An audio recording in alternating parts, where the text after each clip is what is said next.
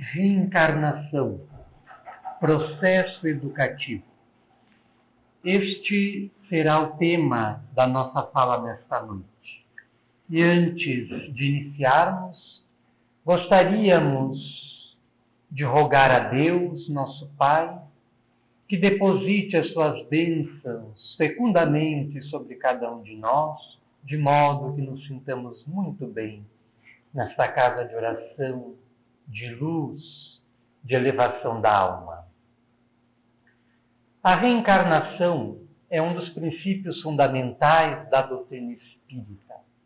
É mesmo a mola mestra do espiritismo.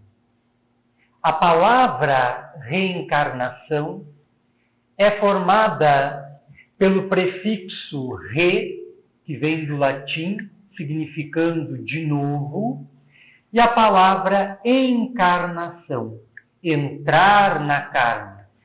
Então, etimologicamente, reencarnação significa entrar na carne de novo.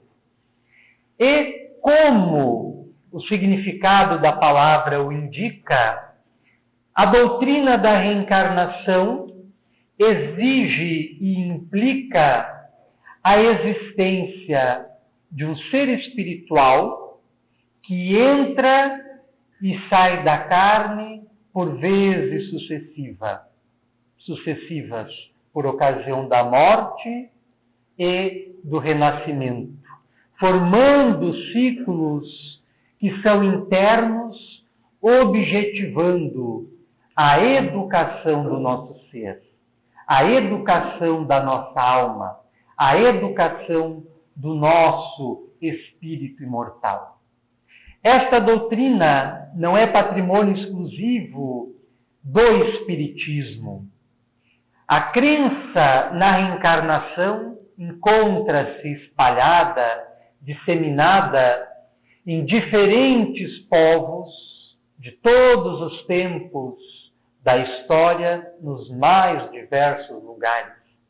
Vamos encontrar os povos pré-históricos, segundo pesquisas feitas por arqueólogos, que indicam que muitos deles professavam esta crença. Vamos encontrá-la no Antigo Egito, nos templos iniciáticos dedicados à pesquisa da sabedoria transcendental, às coisas divinas. Vamos encontrá-lo na Índia, profundamente impregnada em toda a história, cultura e religiosidade desse povo. Ela está grafada nos primeiros livros religiosos e sapienciais daquele povo, como é o caso do Vedanta, dos Upanishads, do Mahabharata, do Bhagavad Gita, entre tantos outros. É encontrada na Pérsia, no zoroastrismo, entre os chineses, na proposta confucionista e taoísta, no Japão, nas doutrinas shintoístas, aqui no continente americano, entre as populações indígenas que aqui existiam quando os europeus chegaram no século XVI, quase todas elas eram reencarnacionistas. E a maioria das populações indígenas que sobreviveram ao processo de aculturação ainda conservam essa mesma crença. Desde os caingangues e os guaranis aqui do sul, passando pelos Terena, no centro-oeste do Brasil, e avançando até os Yanomamis, no extremo norte do país, todos eles professam a crença na reencarnação. Da mesma forma, grandes pensadores, grandes intelectuais, grandes pesquisadores chegaram, por processos de raciocínio lógico, à convicção quanto à reencarnação.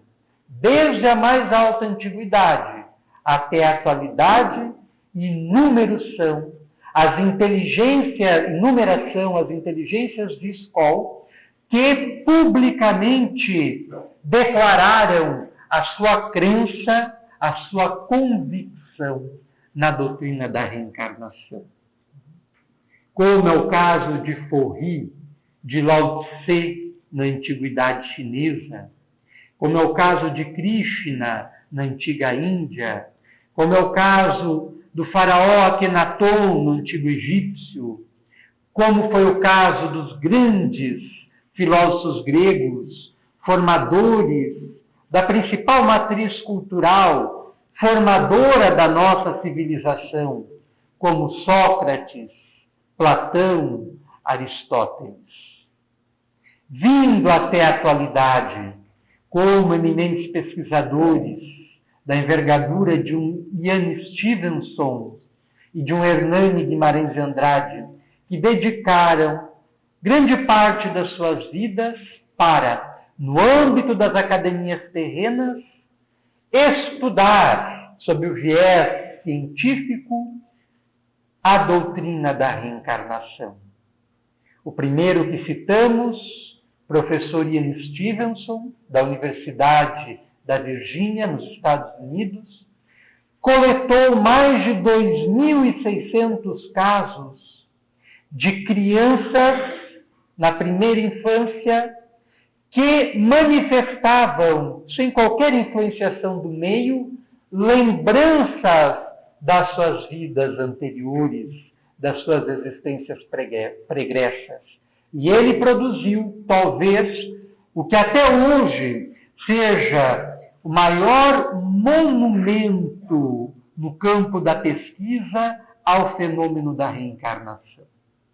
Hernani Guimarães de Andrade, por sua vez, pesquisador brasileiro, fundador do Instituto de Pesquisas Psicobiológicas, o IBP, da mesma forma, acumulou ao longo da sua vida, na área da pesquisa científica, inúmeros dados, inúmeros informes que confirmam de forma científica o processo da reencarnação.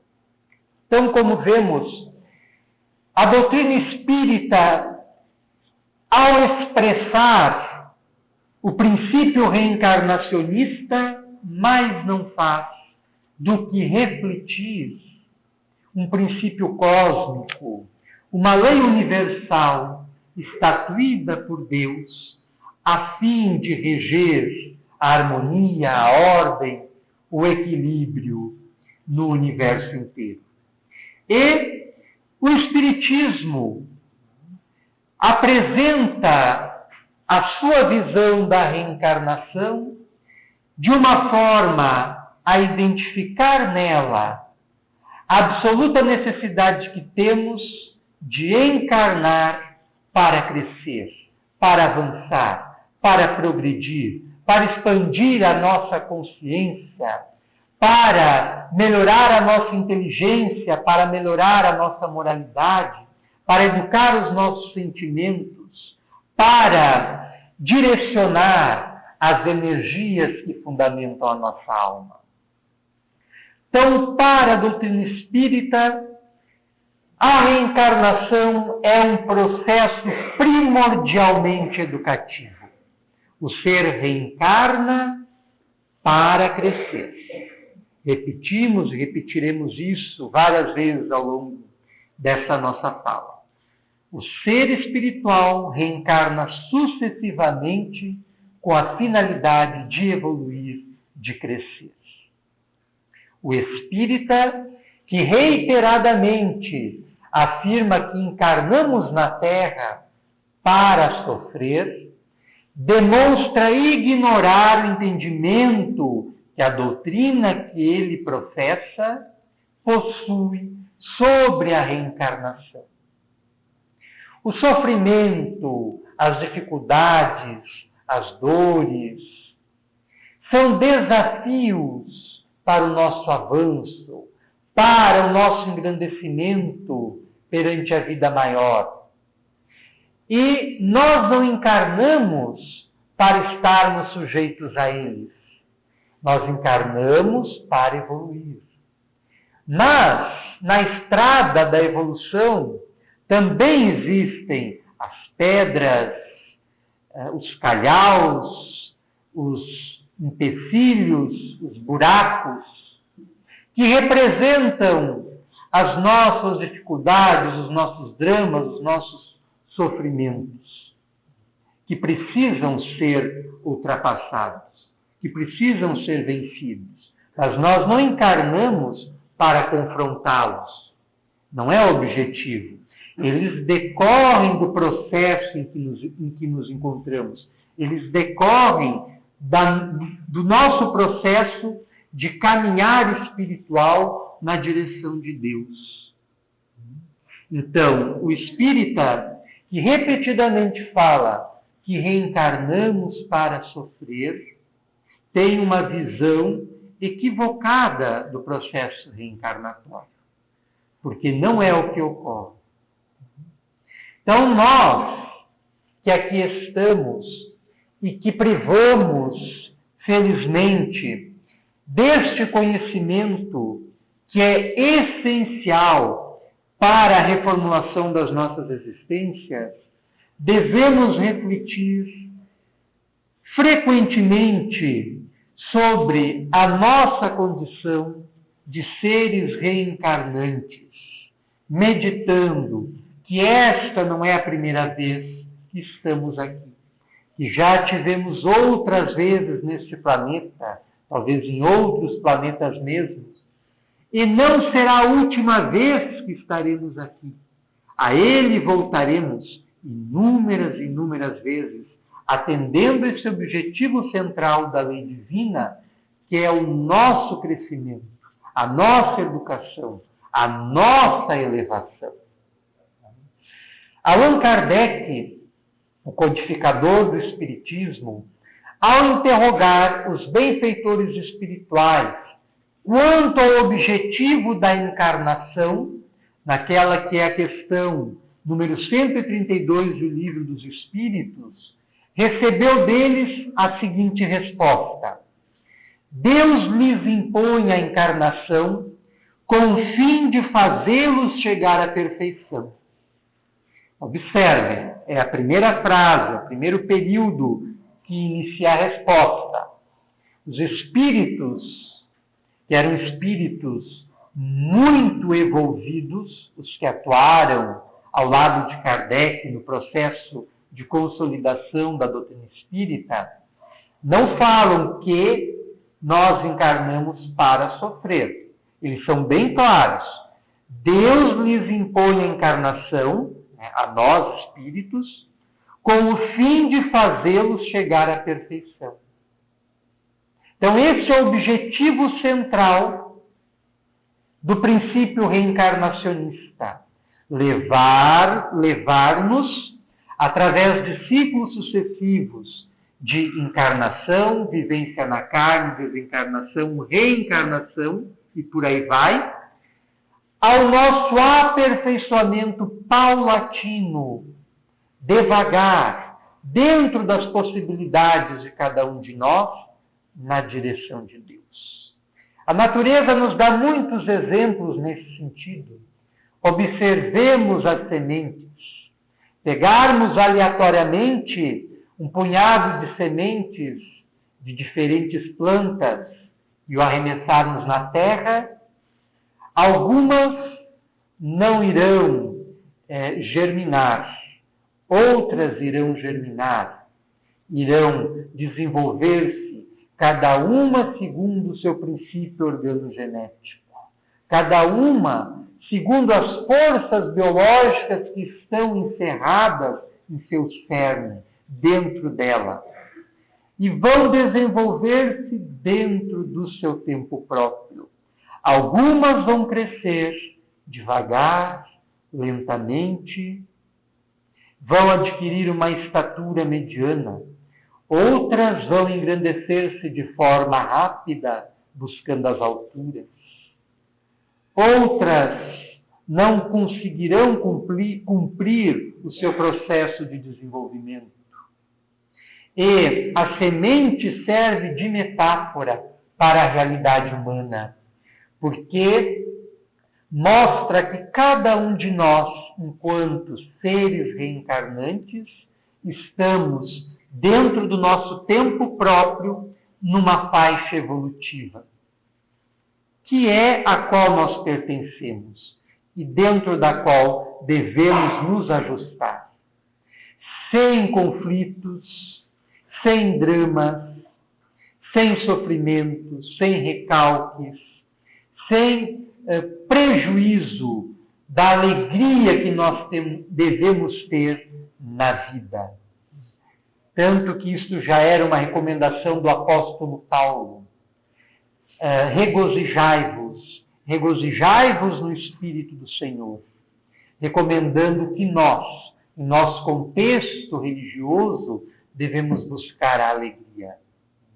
Então, cada um de nós está dentro do seu tempo, em diferentes níveis de desenvolvimento, de entendimento, de percepção, de compreensão das coisas.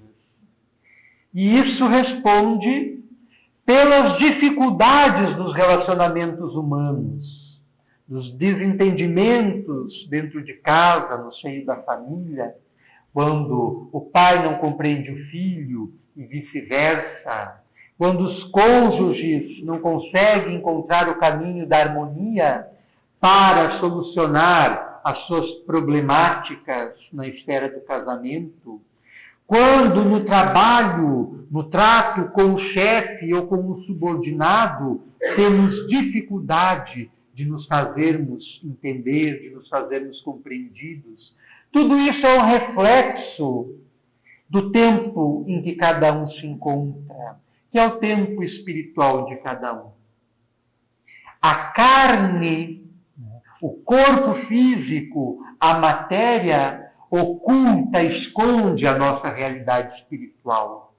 Aqui nós nos enxergamos, nós nos vemos como somos fisicamente, como aparentamos ser, mas não vemos, exceto se já temos as antenas, as faculdades mediúnicas e anímicas já bem adestradas, não vemos, não percebemos a realidade espiritual, que é a nossa essência, que é o fundamento da nossa vida.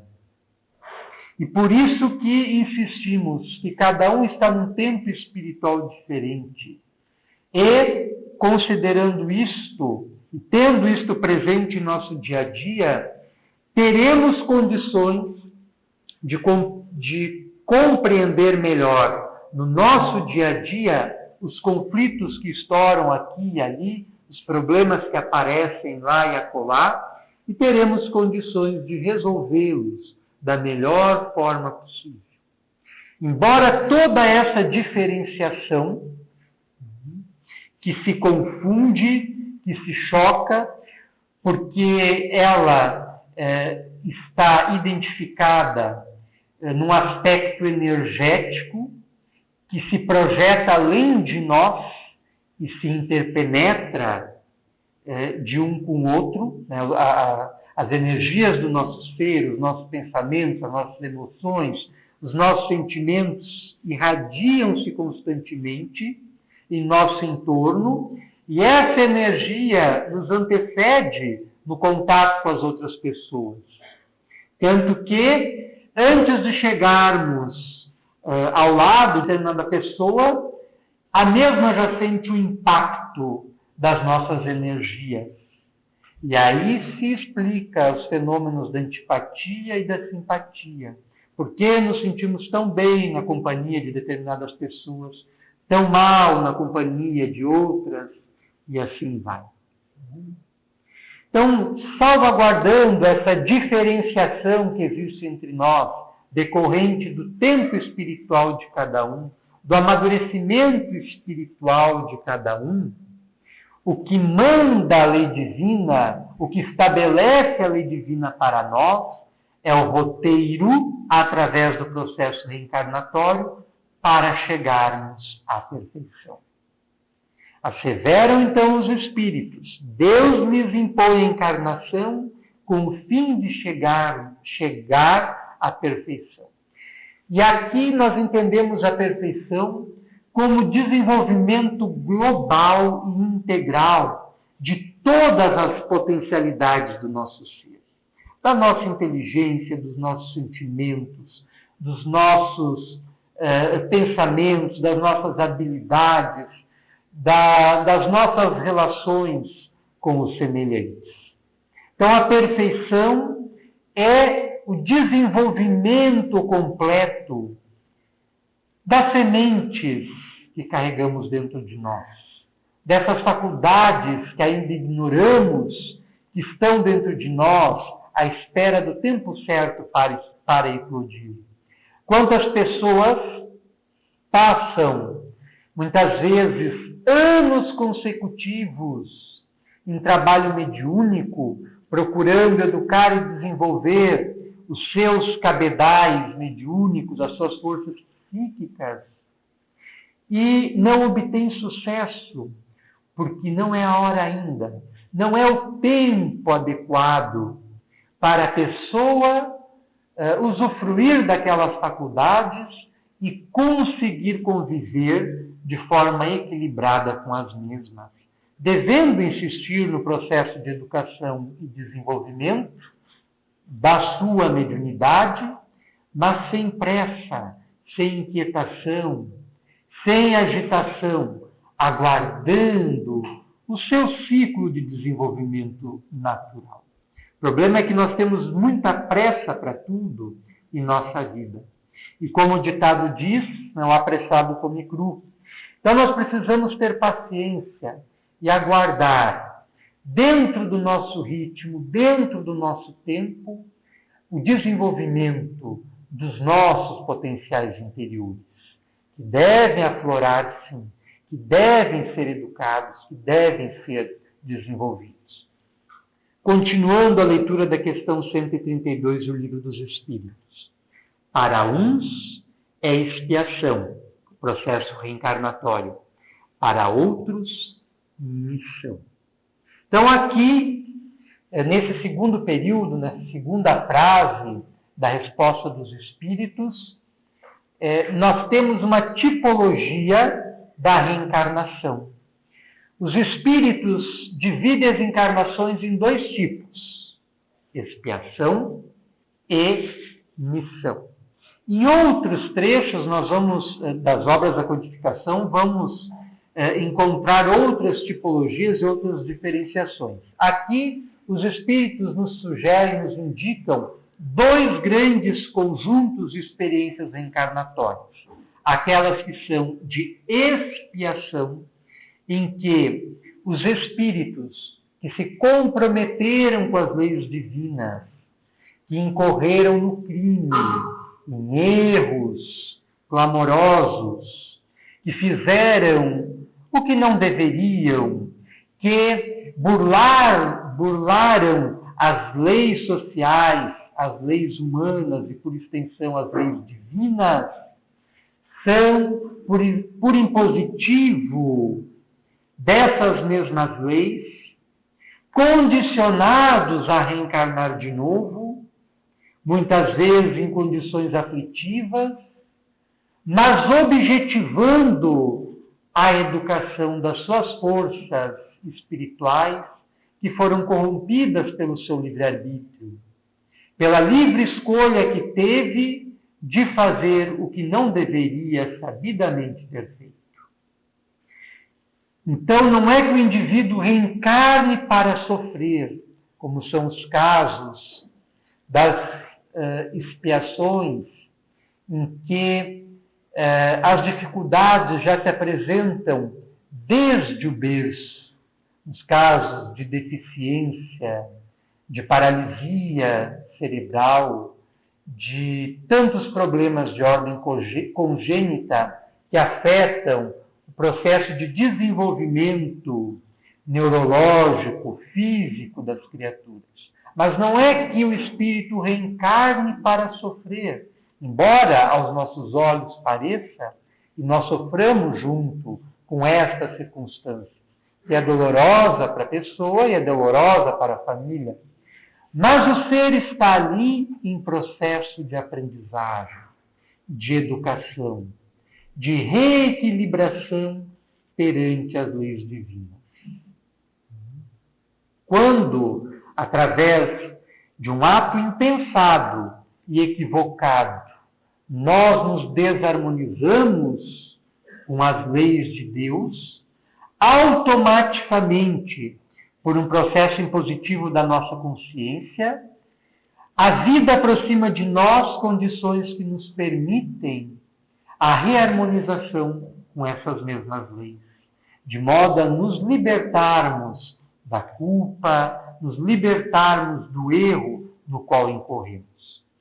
Então, esse seria o primeiro grupo da tipologia apresentado pelos espíritos, as expiações, em que os espíritos, por muito terem errado no passado, onde nós podemos nos perguntar onde estão os grandes ditadores e criminosos do passado, os grandes genocidas que sobre eles pesam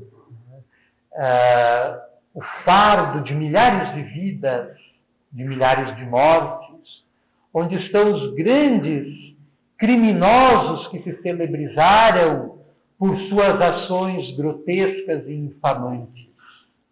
A lei os obriga a reencarnar e a sofrer as consequências das suas ações, de modo que eles tenham oportunidade de se reabilitarem perante Deus e perante si mesmos. Assim o quer o Código Penal da Lei Divina, para utilizar uma expressão que se encontra num dos livros pouco conhecido da doutrina espírita, que é O Céu e o Inferno, ou A Justiça Divina segundo o Espiritismo, que foi a penúltima obra que Allan Kardec publicou antes de desencarnar, que veio a lume no ano de 1865, e no qual Allan Kardec estuda aprofundadamente, a partir das comunicações espíritas que ele compulsou, a situação dos espíritos depois da morte,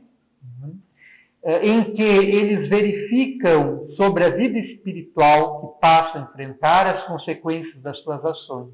Positivas, se as ações foram boas, negativas, se elas forem ruins, e o planejamento reencarnatório para vir, muitas vezes, em circunstâncias angustiosas, afligentes, dolorosas, mas com o objetivo de buscarem para si a reabilitação, encarnando de novo. O outro grupo seria da missão, os espíritos que encarnam em missão, onde a maioria de nós nos situamos. Entendendo por missão, não a missão grandiosa, com a qual muitos sonham e que muitas vezes não passa de mera presunção, de mera vaidade. Cada um de nós, ao reencarnar, traz uma missão específica que precisa ser identificada para poder ser cumprida. Antes de encarnarmos, estávamos no mundo espiritual. Entre uma encarnação e outra encarnação, há um interlúdio, há uma intermitência em que permanecemos invariavelmente, indefinidamente no mundo espiritual, num tempo que pode ir de alguns instantes, algumas horas, até alguns séculos, variando de caso a caso, variando de acordo com o tempo espiritual de cada um. E nessa condição, na espiritualidade, nós começamos a reflexionar sobre a nossa condição evolutiva e a programar uma próxima experiência terrestre que nos permita o desenvolvimento espiritual, a educação de nós mesmos, ao mesmo tempo que favoreça a solução de questões do passado, que a lei maior cobra de nós, não fora de nós, mas dentro de nós. Porque as leis divinas estão dentro de nós, estão em nossa consciência. Immanuel Kant, respeitável filósofo da era iluminista, asseverou certa feita: há duas coisas que me enchem de alegria, de exultação: o céu acima de mim e a lei moral dentro de mim. Immanuel Kant compreendeu muito bem o processo dialético da nossa existência, em que vivemos numa relação constante e ininterrupta de trocas do nosso mundo interior com o mundo exterior, perpassados pelas leis cósmicas que nos dirigem, que nos governam a existência. Admirar, conforme Kant, o céu acima de nós é reconhecer nele a obra divina. Admirar a lei moral dentro de nós é, da mesma forma, admirar a presença de Deus dentro de nós. Então, nessas condições, na espiritualidade, nós programamos a nossa reencarnação seguinte atendendo a esse objetivo de crescer, de educar o nosso ser espiritual. E é esta programação que encerra a nossa missão existencial. E quando encarnamos, embora o véu do esquecimento, em função do choque biológico que o espírito enfrenta no processo da concepção, na permanência no útero feminino e logo após do nascimento e da primeira infância, em função desse choque biológico, o espírito esquece das vidas anteriores e esquece esse projeto que fez antes de encarnar. Mas, de uma forma geral, permanecem pulsões desse projeto, dessas escolhas, firmes, estuantes, presentes dentro de nós, guiando a nossa existência, pelos nossos pendores, pelas nossas tendências, pelo aquilo que gostamos, por aquilo que não gostamos, e por aí vai. E é por isso que, ao longo da nova experiência terrestre, nós vamos nos afeiçoando mais a um tipo de pessoa do que a outro, vamos buscando círculos com os quais nos afinamos, vamos pendendo por uma determinada área do saber, por uma determinada habilidade manual, física, em que descobrimos a nossa vocação, a nossa profissão e por aí vai. Tudo isso é um processo anteriormente programado, não de forma determinística, mas os eixos centrais, as linhas mestras desse processo estão feitos. Então, a nossa missão é, de alguma forma, ao fazermos o autoexame, através de um trabalho de autoconhecimento, identificarmos o nosso projeto de vida, a nossa missão, o que viemos fazer aqui na Terra. Nós precisamos descobrir isso, porque disso depende uma vida melhor para nós, uma vida mais feliz, uma vida plena. Quantas pessoas passam a vida inteira, às vezes a vida é bastante longeva na Terra, 70, 80 ou mais anos, e a pessoa passou a vida inteira insatisfeita, infeliz, uma sensação de vazio, de dever não cumprido, de que deveria ter feito algo que não fez, porque não conseguiu encontrar-se. Passou a vida inteira vivendo em desarmonia com o seu projeto espiritual, com a sua programação reencarnatória. Então nós precisamos, através do exercício de autoconhecimento, identificar o nosso projeto encarnatório e vivermos da melhor forma possível a sua proposta, a fim de lograrmos êxito na atual experiência reencarnatória. Então a maioria de nós, se encontra nesse segundo grupo apontado pelos espíritos. Os espíritos que se encarnam para atender missões específicas.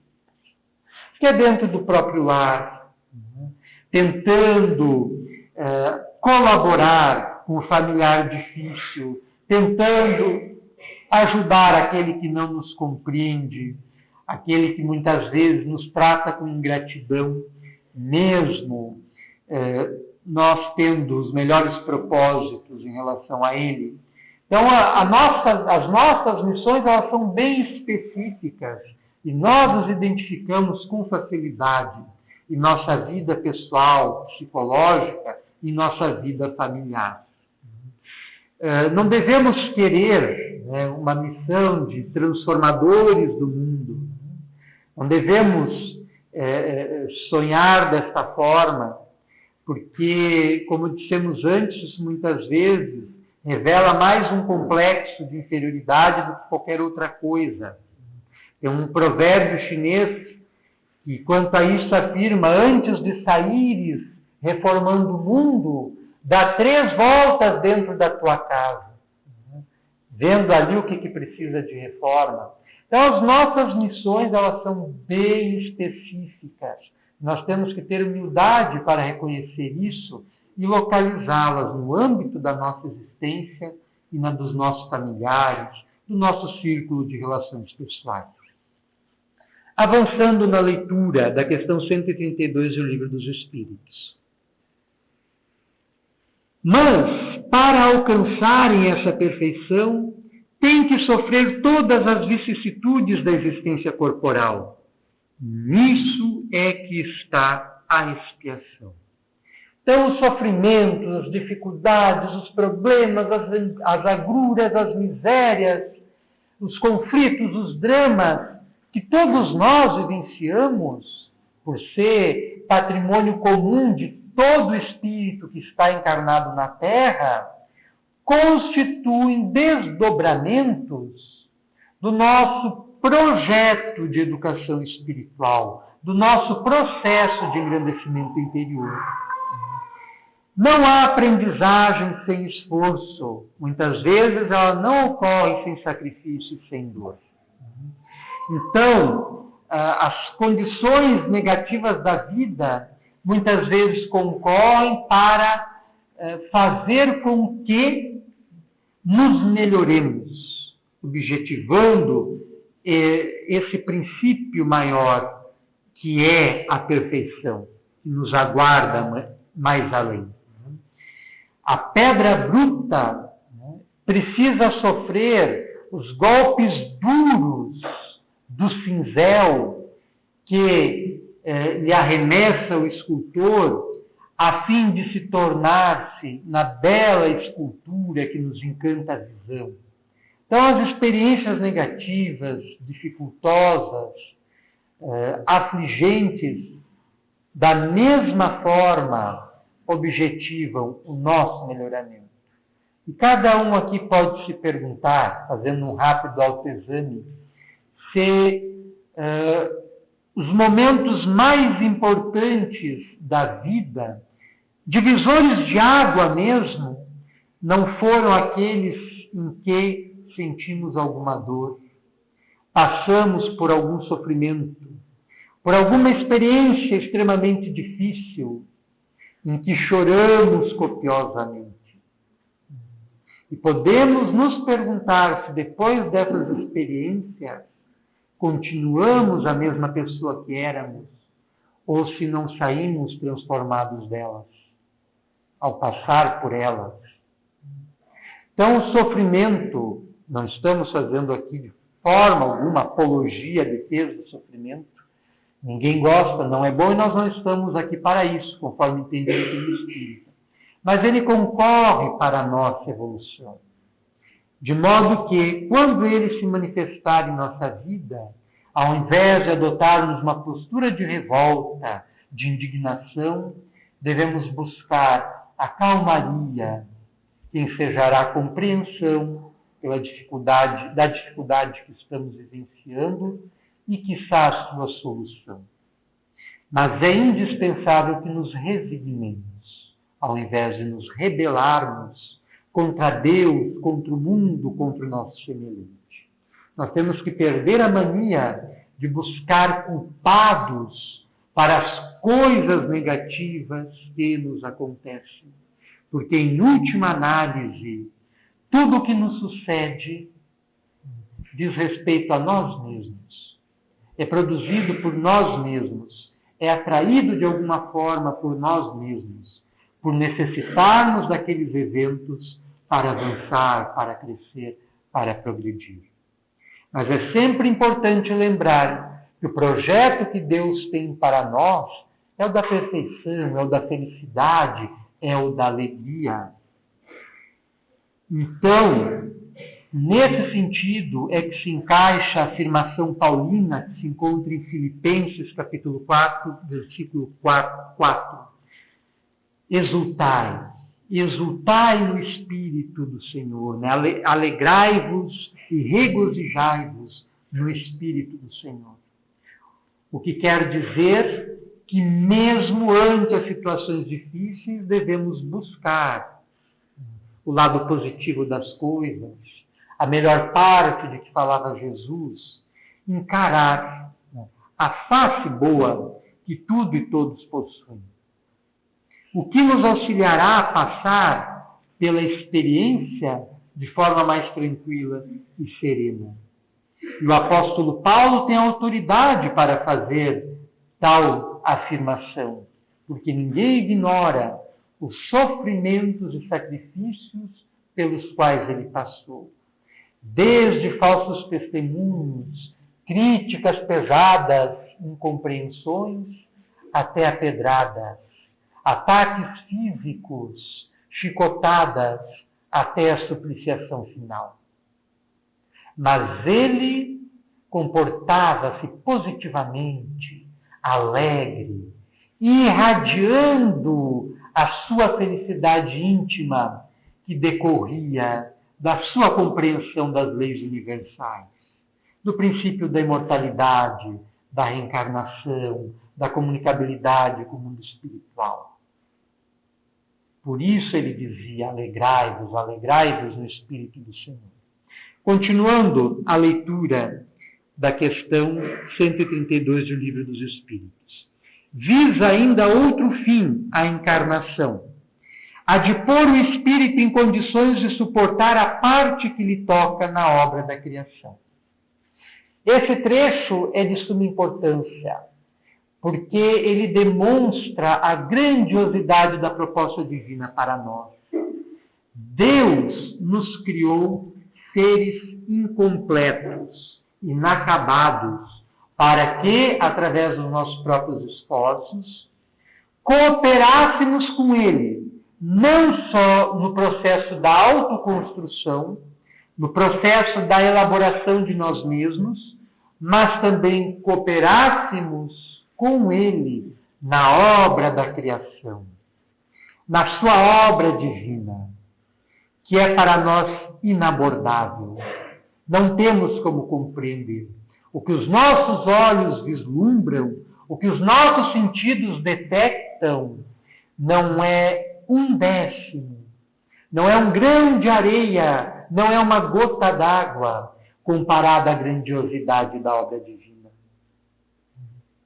Então Deus, em sua sabedoria, nos criou simples e ignorantes, que equivale a dizer incompletos e inacabados, para que, pelo nosso trabalho, fôssemos evoluindo através de etapas sucessivas nas quais se configura a reencarnação, de modo a educarmos-nos para a vida maior e passar a colaborar diretamente com Deus para o bem geral e para o bem próprio. O espírito André Luiz, na obra Evolução em Dois Mundos, chama isso de cooperação em plano menor, quando nós, espíritos, ainda dentro das nossas limitações, já podemos cooperar com a obra divina, ajudando a nós mesmos e ajudando os nossos semelhantes, e de cooperação em plano menor, plano maior, ou cocriação em plano maior, no qual se enquadram espíritos muito evoluídos, como Jesus, que atuam no processo de elaboração dos mundos, na coordenação do universo. Para executá-la é que em cada mundo toma o espírito um instrumento de harmonia com a matéria essencial desse mundo, a fim de aí cumprir, daquele ponto de vista, as ordens de Deus. É assim que, concorrendo para a obra geral, ele próprio se adianta. Colaborando com a obra divina, com a criação divina, nós colaboramos conosco mesmos, avançando na senda do progresso. E os grandes missionários, outra coisa não fizeram, senão descobrir isto, que através do serviço incessante ao semelhante, abrir-se-lhes-iam o acesso às regiões da divina luz, da divina compreensão, do divino amor, pelo trabalho por eles executados. Para finalizar, gostaríamos de ler ainda um pequeno trecho extraído do Evangelho segundo o Espiritismo, de uma comunicação mediúnica recebida no círculo pessoal de Allan Kardec, na Sociedade Parisiense de Estudos Espíritas, no ano de 1862, e que é assinado pelo Espírito Lázaro, que se encontra no capítulo 11, Amar o Próximo como a si mesmo, do Evangelho segundo o Espiritismo. Afirma Lázaro: quando Jesus pronunciou a divina palavra amor, os povos sobressaltaram-se, e os mártires, ébrios de esperança, desceram ao circo. O Espiritismo, a seu turno, vem pronunciar uma segunda palavra do alfabeto divino. E a reencarnação, triunfando da morte, revela às criaturas deslumbradas o seu patrimônio intelectual. Já não é o suplício que ela conduz o homem, conduzo à conquista do seu ser elevado e transfigurado. Lázaro, então, nesse pequeno trecho, faz uma rápida analogia entre o cristianismo centrado na lei do amor e o espiritismo centrado na lei da reencarnação. E como um é o desdobramento do outro, o espiritismo é o desenvolvimento lógico e sequencial do cristianismo, através dessas duas propostas do amor e da reencarnação, é que nós conseguimos atingir o objetivo da nossa encarnação, que é a educação de nós mesmos. Amor e reencarnação. Duas palavras do alfabeto divino, segundo o Espírito Lázaro.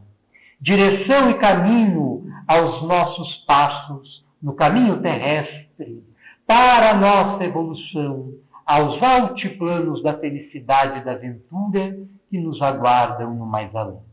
Agradecemos a generosa atenção de todos e rogamos a Jesus, o nosso Mestre, que nos abençoe.